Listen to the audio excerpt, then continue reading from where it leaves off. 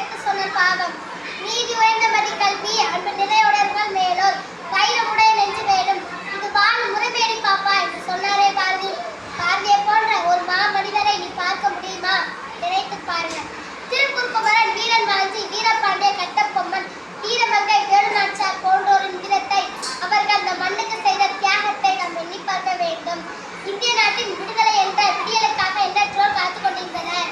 இந்திய திருநாட்டிற்கு விடுதலை விடுந்தது.